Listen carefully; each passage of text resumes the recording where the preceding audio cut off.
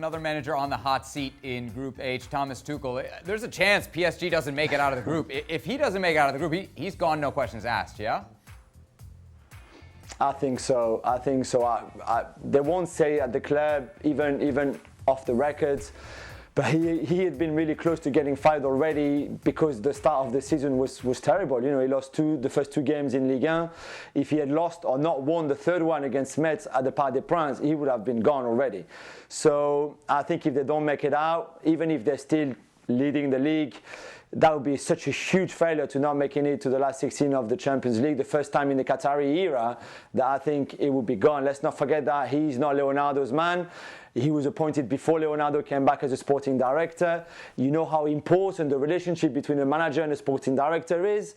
And if you haven't been picked by your sporting director, I think potentially there's a problem down the line, and I think that's exactly what will happen. Thomas Tuchel has made too many mistakes.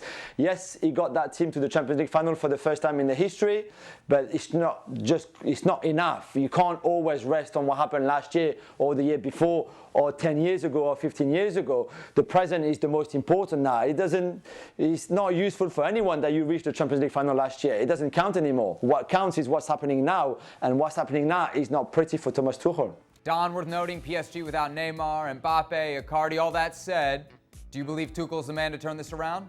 Not at the moment. I commentated on the game against Leipzig, and he got outsmarted by Julian Nagelsmann, who went with an extra man in midfield. He had two false nines in Dani Olmo and Emil Forsberg up front, and PSG were poor on the night. I mean, we've mentioned, no Mbappe, no Icardi, no Neymar. I think the big one that's missing is Verratti in midfield. When I look at PSG's midfield, they've got combative midfield players, but they don't get service to the front men. The only man that I thought was outstanding for PSG was Di Maria. I thought he ran from minute 1 to 90. I thought he put a real shift in.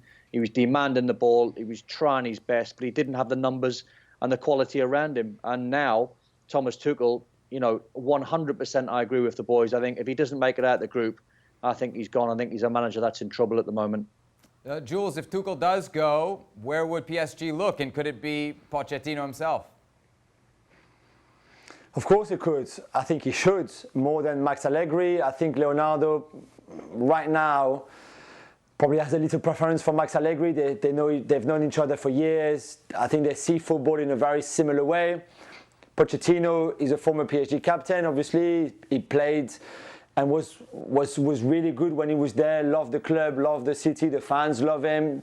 They loved him back then, they still love him now.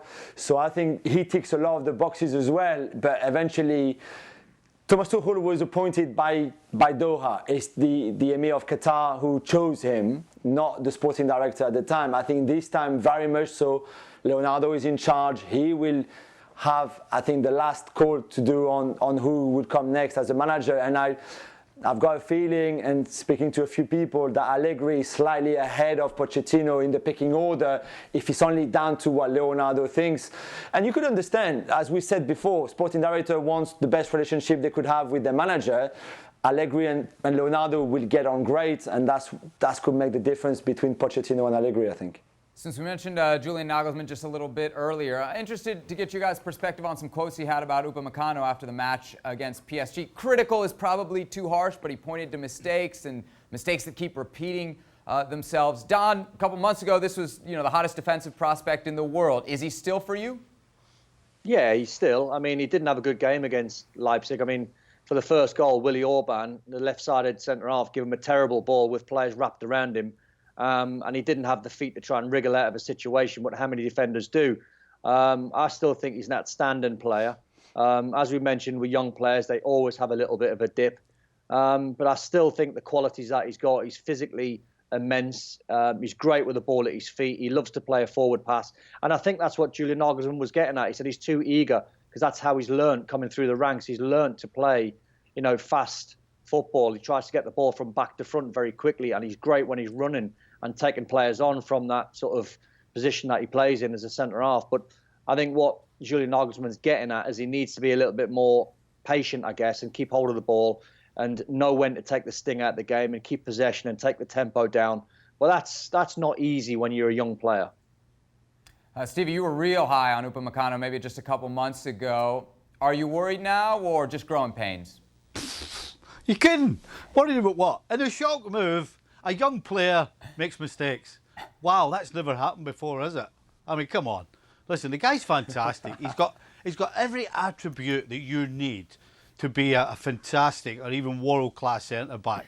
And because he's going through a bad spell, that doesn't just disappear overnight. It happens to every single player.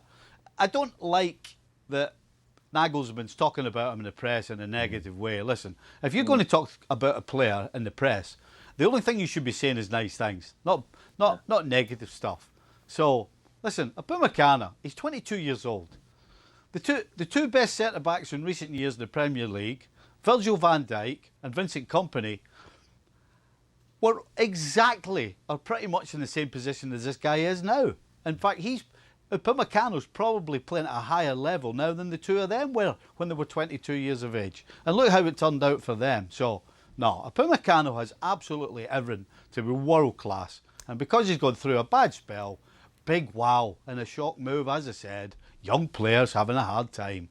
Jules, what do we make of the fact that he was left off the recent France call-up? We can't make anything out of that. The depth at centre-backs for Didier Deschamps and the French national team is just out of this world. I mean, there's no other national team that has so many players that could be in the senior squads as centre-backs. And if you look at the under-21 squads and the centre-backs, is Wesley Fofana, who is right now Leicester's best defender, is Dayo Upamecano, is Jules Koundé, who's probably La Liga's best defender with Sergio Ramos this season and last season as well. And you've got Konate from Leipzig, who just coming back from a long injury, who could make it. He's not in that squad, but it's incredible. So you can't make too much. Deschamps called him. He gave him his first caps. He was a bit shaky for his first cap, for his debut for France, which is normal, but he will be back. There's no doubt he will be back at some point.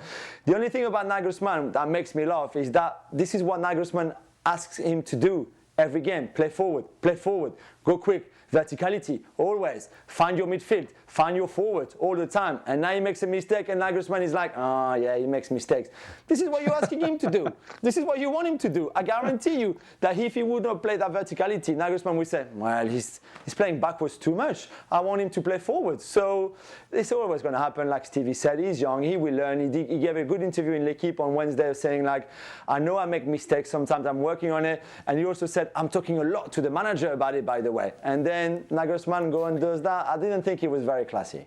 Guys, great stuff. Plenty more from Jules on the latest edition of the Gab and Jules podcast. Boys are all over all the Champions League action from the past week.